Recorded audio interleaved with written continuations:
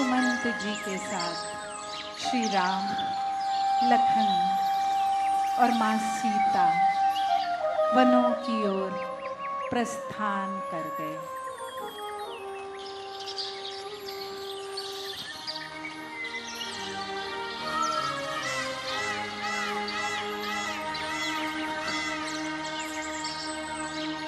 मनोहारी गंगा का तट और वनों से घिरा वैवन प्रदेश उन्हें नए कार्य के लिए अपनी तरफ खींच रहा था। लक्ष्मण, ये राज्य तो हमारे मित्र निषाद का है। हम अयोध्या से बहुत दूर आ गए हैं। इस राज्य की कुटिया कितनी सुंदर बनी हुई है। सूखी घास, लकड़ी और गोबर को मिलाकर। हाँ भाभी माँ, और इस कुटिया पर लगे ये रंगीन ध्वज इसकी सुंदरता को कितना बढ़ा रहे हैं। आर्यपुत्र, आज हम यहीं विश्राम कर लेते हैं।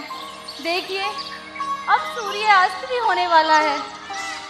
कदाचित तुम थक चुकी हो सीते। भैया, गुहा भैया से मिलकर आपके आने की सूचना दे दूं? नहीं लक्ष्मण, मैं मित्र निषाद को कोई कष्ट नहीं दे सकता। उन्हें अपना कार्यभार देखने दो। हमें प्रातः यहां से प्रस्थान करना है। बस तुम गंगा से जल ले आओ। अवश्य भी।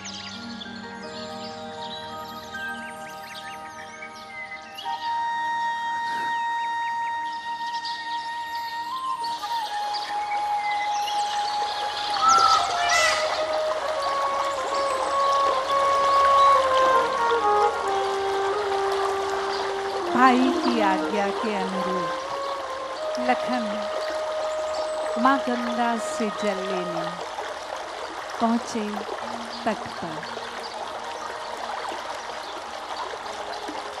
और ये बहाव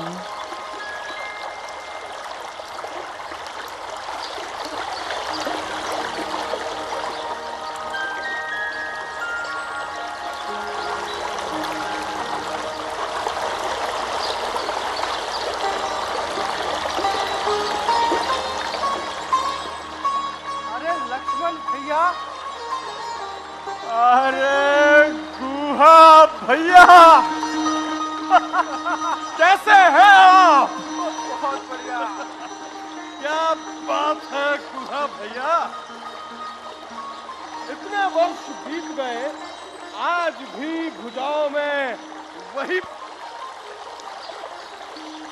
अब तुम भी नहीं बदले, गुरुकुल की तरह शरारती के शरारते ही रही तुम।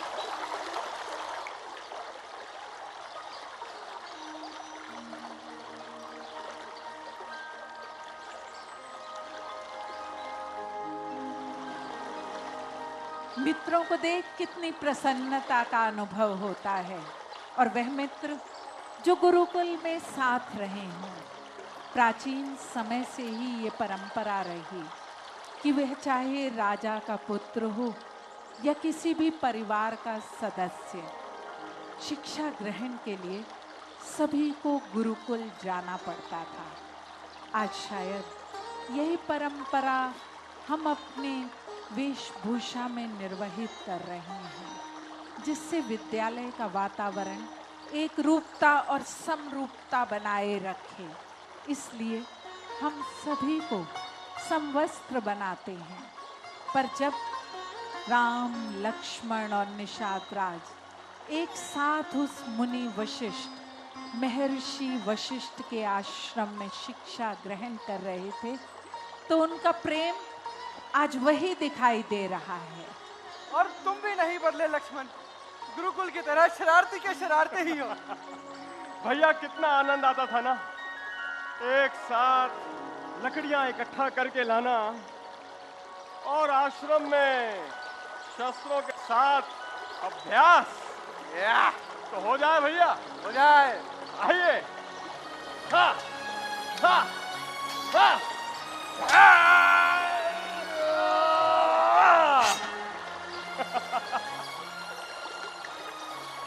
कोई साधु वाधु नहीं है शांतु। ये अयोध्या के महाराज दशरथ के प्रतापी सुपुत्र कुमार लक्ष्मण है, हमारे विशेष सखा। मित्र, तुम्हारे साथ कोई और भी आया है क्या? मैं तुम्हें इस साधु वेश में देखकर बिल्कुल भी पहचान नहीं सका। भैया लक्ष्मण, ऐसा क्या हुआ कि जो हमेशा गरजने वाले लक्ष्मण को इतना शांत कर दिया? गुहा भैया, माता कैकेयी ने पिताजी से 2 वचन मांगे थे। पहले वचन में उन्होंने अपने पुत्र भरत के लिए राज मांगा और दूसरे वचन में भैया राम के लिए वनवास। ये अयोध्या के महलों में ठीक नहीं हुआ। राम भैया कहाँ हैं? ये बात सुनकर मुझे उनसे मिलने की बहुत बेचैनी हो रही है। मुझे उनके पास ले चलो, मुझे मिलना है उनसे। चलिए भैया, आइए।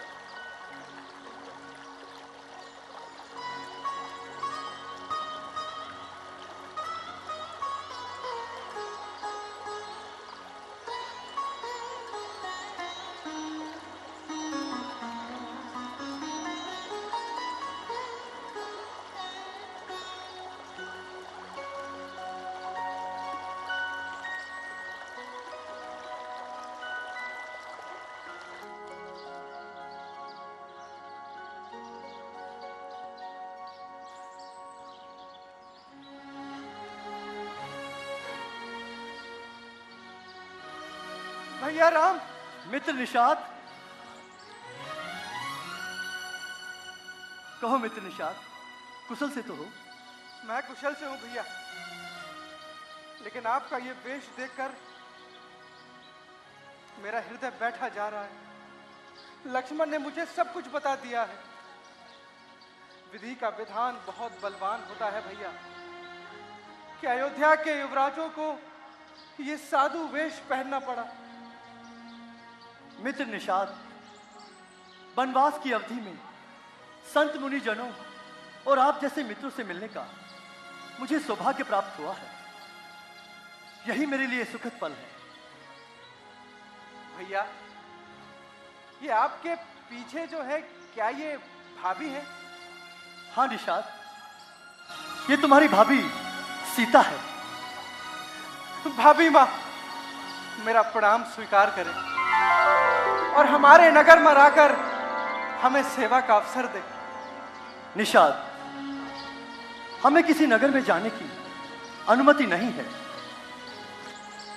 तो ठीक है भैया, हम नगर आपके पास ले आते हैं। ए शांतु, राम भैया के लिए और भाभी सीता के लिए रात्रि तक कुटिया तैयार हो जानी चाहिए। इसकी कोई आवश्यकता नहीं है मित्र। हम प्रातः यहां से प्रस्थान करेंगे। भैया राम, ऐसा कहकर आप हमारी अवहेलना कर रहे हैं। आप कहां जाएंगे? ये वन भी तो आप ही के राज के हैं। आराम से यहां रह सकते हैं।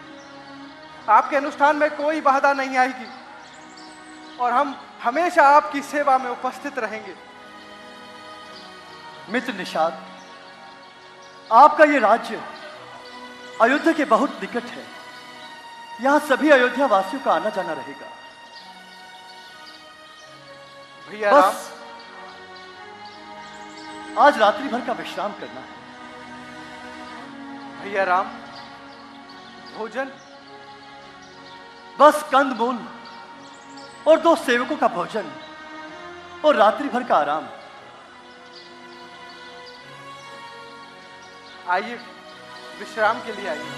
आर्यपुत्र, किंतु ये राज्य इतना सुंदर है, इसे छोड़ते हुए क्या दुख नहीं होगा? आओ सीते।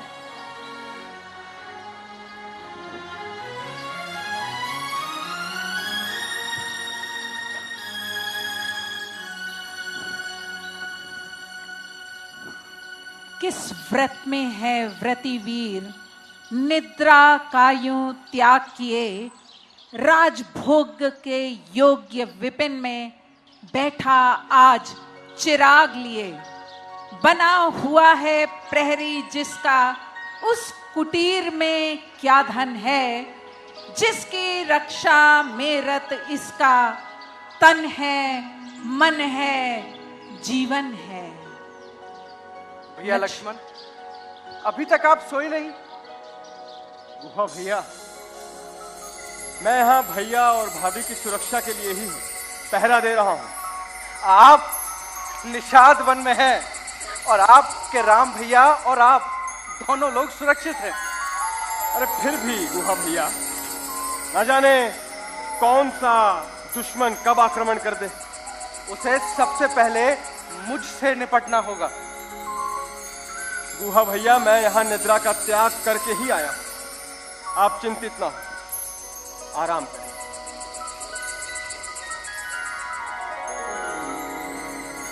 कहत राम गुण भाभिनु सारा,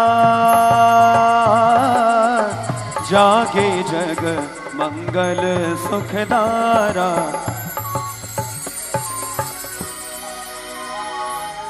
श्रृंगवीरपुर में आज रात्रि का विश्राम, और उस विश्राम के पश्चात अयोध्या की सीमा के पार मित्र निषाद राज से विदा लेने का भी प्रातःकाल समय आ गया।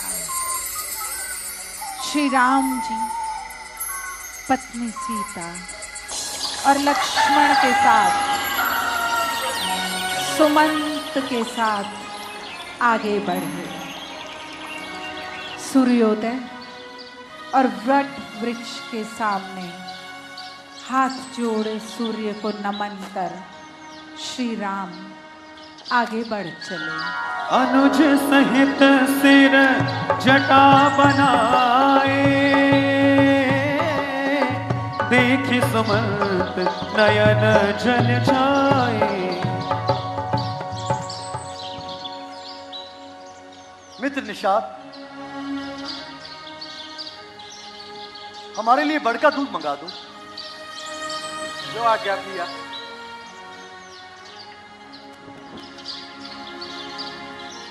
बड़का दूध? क्या कहा आपने महाराज? बड़का दूध? क्या चटाएं बढ़ाई जाएंगी? मुकुट पहनने वाले शीश पर चटाएं उगाई जाएंगी? नहीं नहीं नहीं नहीं नहीं नहीं नहीं राम, नहीं, ऐसा ना करे राम, ऐसा ना करे। अरे बहुत हो चुकी कैकेयी की आज्ञा, बहुत हो चुकी कैकेयी की आज्ञा। राम, रथ बाहर खड़ा हुआ है, मेरे साथ अयोध्या वापस चले आप। आर्य सुमन, हमें माता कैकेयी के वचनों के अनुसार एक तपस्वी की भांति अपना जीवन यापन करना है। उसके लिए जटाएं बढ़ानी होगी। अब आप अयोध्या लौट जाएं।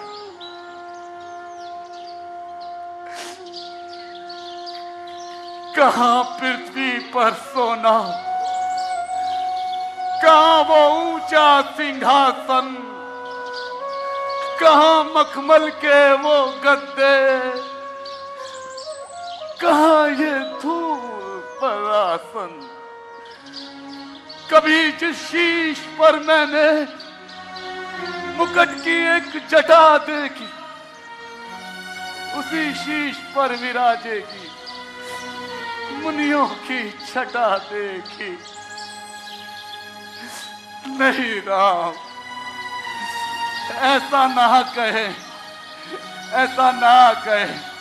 महाराज की शांति का कुछ तो उपाय करें आप, कुछ तो उपाय करें। आर्य सुमन, हमारे पूर्वजों ने तो बड़े बड़े कष्टों को सहन किया है, धर्म का कभी परित्याग नहीं होने दिया। मैं पिता के वचनों को व्यर्थ नहीं जाने दूंगा।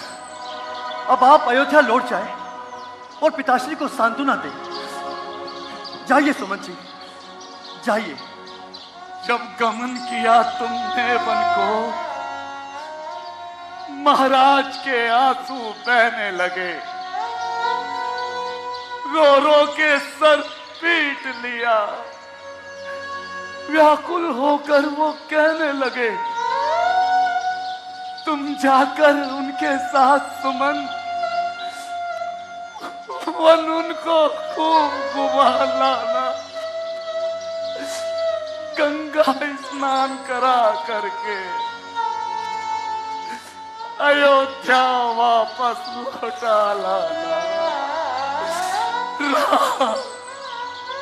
ये मुझसे नहीं होगा, ये मुझसे नहीं होगा राम। महाराज की शांति का कुछ तो उपाय करे आप, कुछ तो उपाय करे। आर्य सुमन जी, मैं वनवास की अवधि तक विवश हूं। मैं आपकी प्रार्थना स्वीकार नहीं कर सकता, मुझे क्षमा कीजिए। आप अयोध्या लौट जाइए, लौट जाइए।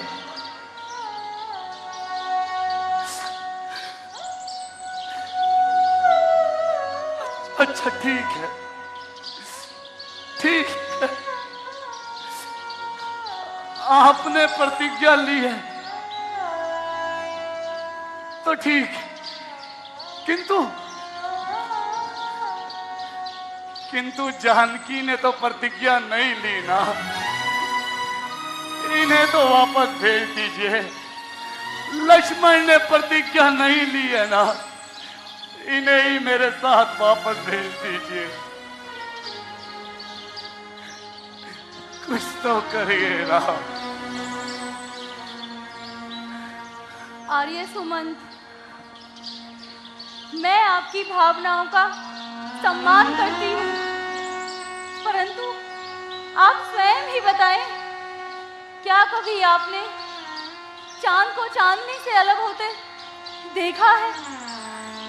यदि सूर्य से उसकी रोशनी छिन जाए तो फिर सूर्य का क्या? मैंने तो सुख में दुख में सदा साथ रहने का वचन दिया है, तो फिर मेरे वचनों का क्या होगा?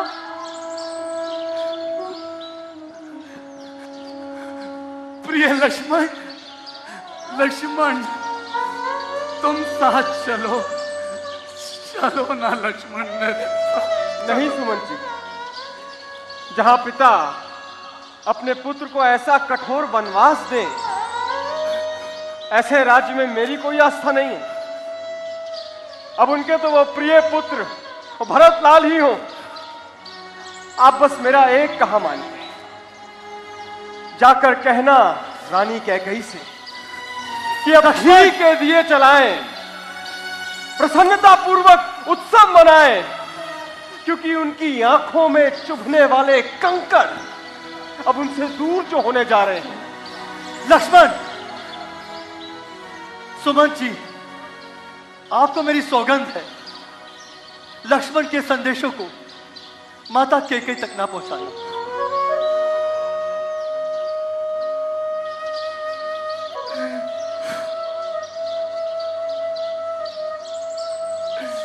धिक्कार है, धिक्कार है। अभागे सुमन, तुझ पर लाख बार धिक्कार है।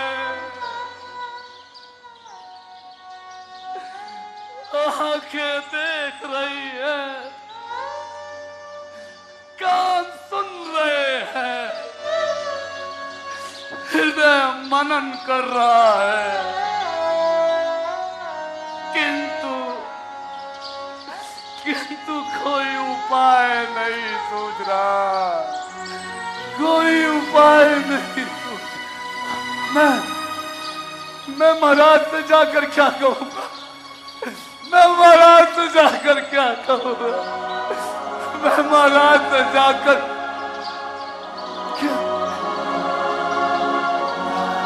सीते, आओ।